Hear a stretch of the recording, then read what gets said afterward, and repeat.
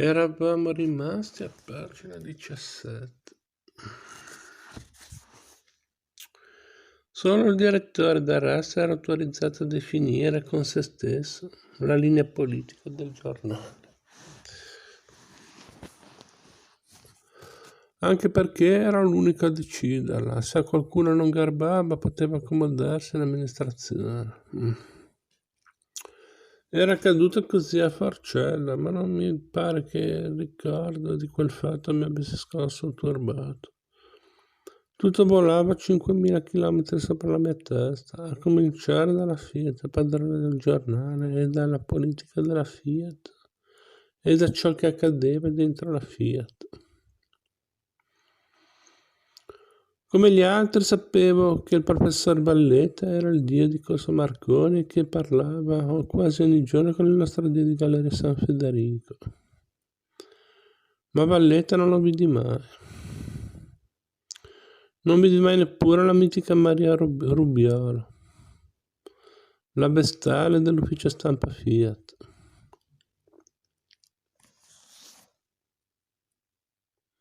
Quel che bastava sapere ad un semplice redattore della cronaca italiana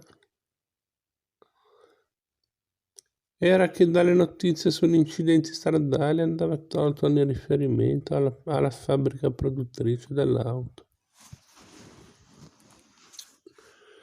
Era un ordine imparziale. Valeva per la Fiat come per l'Alfa Romeo e anche per le marche straniere. Un giorno me ne dimenticai la notiziola, un morto nei pressi di Cavallermaggiore. Riguardava una Fiat 1100 finita contro un albero per un guasto allo sterzo. Fui rimproverato con durezza ma perdonato e non mi distrasse più. Dall'esterno una parte di Torino premeva per farci sentire in colpa, la colpa di lavorare nel giornale del monopolio dell'auto. I comunisti si sparacchiavano dall'unità. I comunisti ci sparacchiavano dall'unità, scusate. I socialisti ci scrivevano. Conservo 2 lunghe lettere del nucleo universitario socialista di Torino, lettere circolari. Io ero l'ultimo dei destinatari. Prima di me venivano colleghi illustri, Giovanni Giovannini, Franco Antonicelli, Casalegno, Galante Garrone, Enrico Emanuelli, Gigi Ghirotti, Arturo Carlo Gemolo, Guido Piovene, Paolo Serini, Ferdinando Vegas. Era il settembre del 62. In luglio a Torino aveva visto un grande sciopero alla Fiat. Il primo dopo anni di silenzio, concluso con i fatti di Piazza Statuto. Un episodio di proto-guerriglia urbana. A sentire i giovani socialisti, la stampa aveva raccontato quei fatti con una falsificazione grossolana, gonfia di speculazione anti-operaia e di assoluta indecorosità.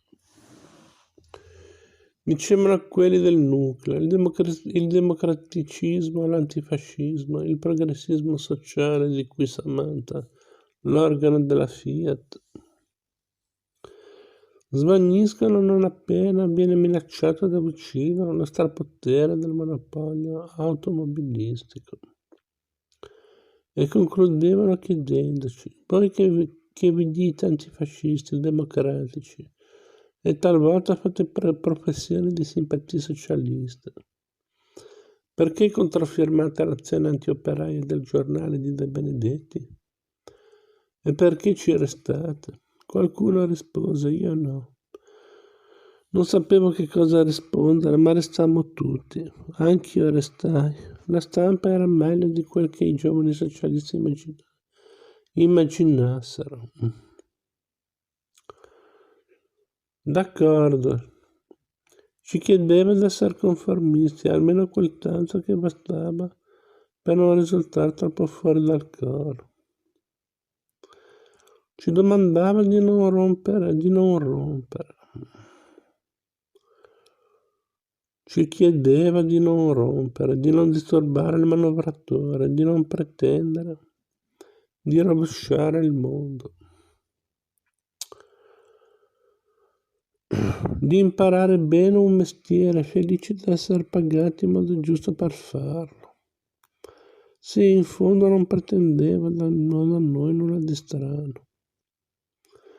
Il giornale forse non era anch'esso una fabbrica, con lo stesso ordine, gli stessi valori, la stessa gerarchia delle altre fabbriche.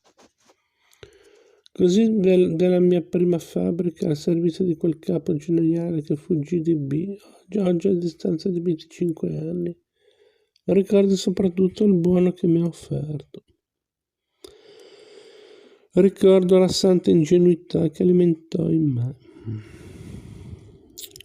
Ricordo la fiducia che mi diede in un mestiere che a poco si rivelò comicamente diverso da quello che avevo sognato. Capitolo secondo. Gli asini.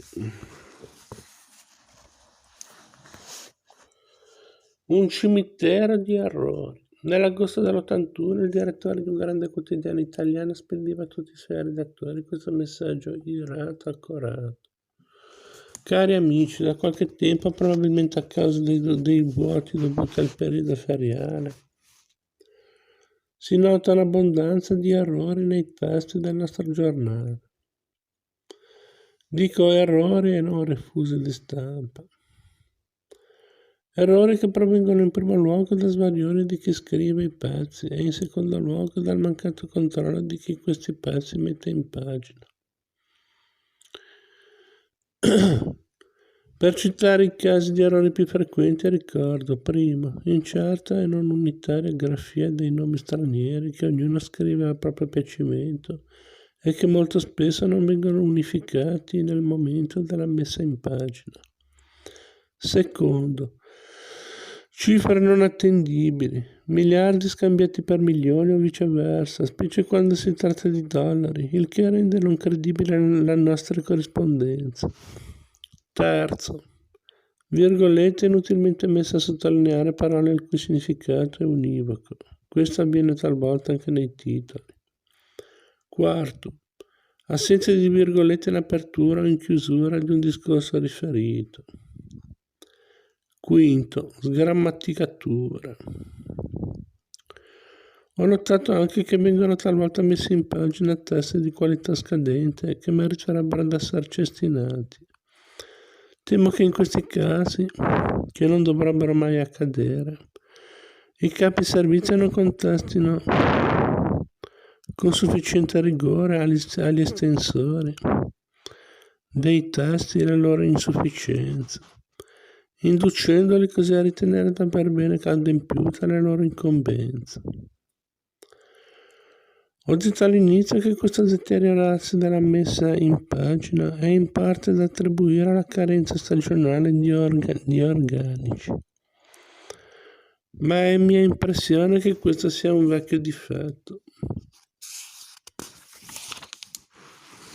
della nostra redazione, dipende da una sistematica svalutazione dell'importanza essenziale di produrre un giornale accurato, con notizie esatte e dalla scrittura pulita. La grande maggioranza dei colleghi ritiene forse che il mestiere del giornalista consenta superficialità, disinformazione, abborracciamento e che tutto ciò possa essere supplito dall'indipendenza di giudizio, e dalla brillantezza delle tesi che si sostengono. Se questa è l'opinione corrente, desidero affermare che si tratta di un'opinione radicalmente sbagliata. E vi ricordo che il giudizio della direzione sulla professionalità, sia dei singoli redattori che dei servizi addetti alla messa in pagina, si forma prevalentemente sull'accuratezza dell'edizione.